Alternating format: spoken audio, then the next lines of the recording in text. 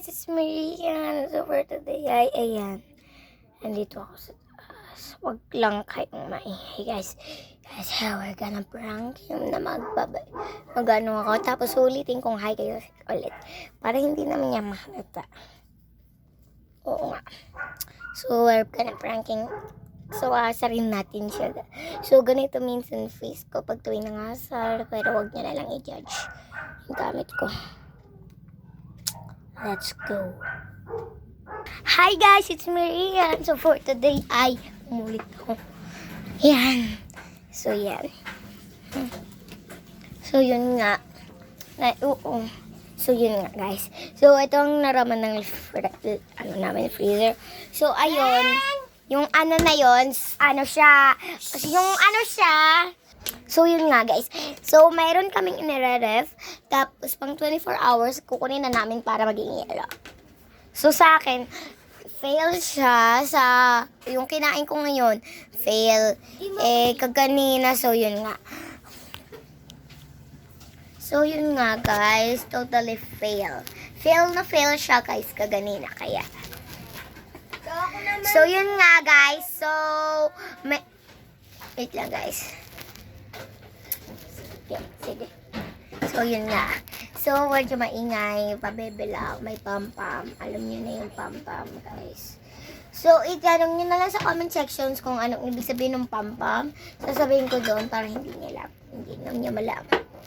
So, that is a totally secret. Pam-pam na siya. Pam-pam. Diba, mami?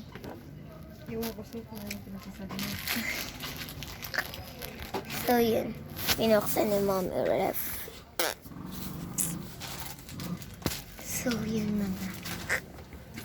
Yan nga guys Oo. So, yun.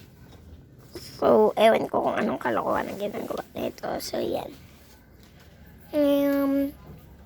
Let's zoom in. So, yan.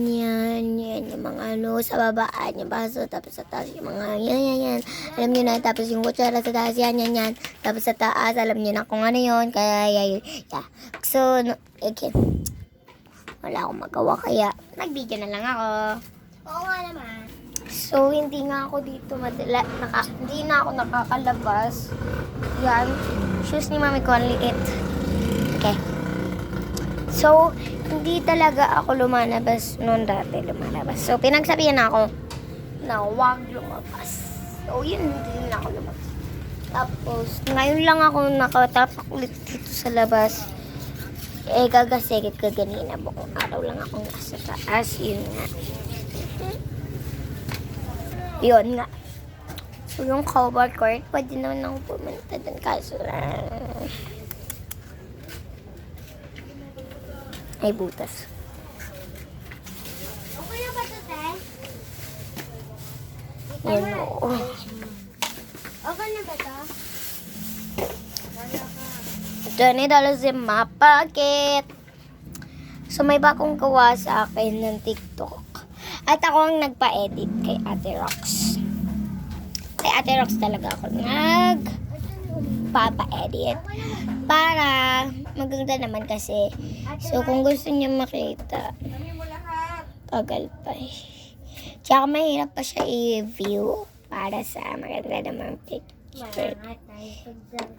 Kaya nga. So, kung gusto niyo magpa-edit kay Ate Rox na lang kayo, punta kayo sa Rox.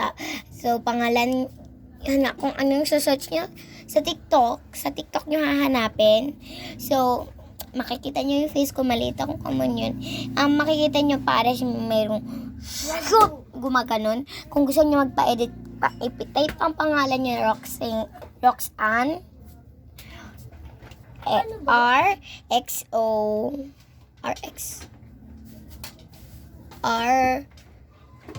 RHOX space AN. Basta guys, nalilito na ako kasi nakalimutan ko na, pero kabisado ko yun guys. So, Rox Rojas na lang hanapin nyo. Rox Rojas. So, alam niya na yung Rox. Tapos yung Rojas. RAXOS. So, yung nga. Wait lang. So guys, part 2 na lang kayo kasi tatawagan ko yung mamita ko.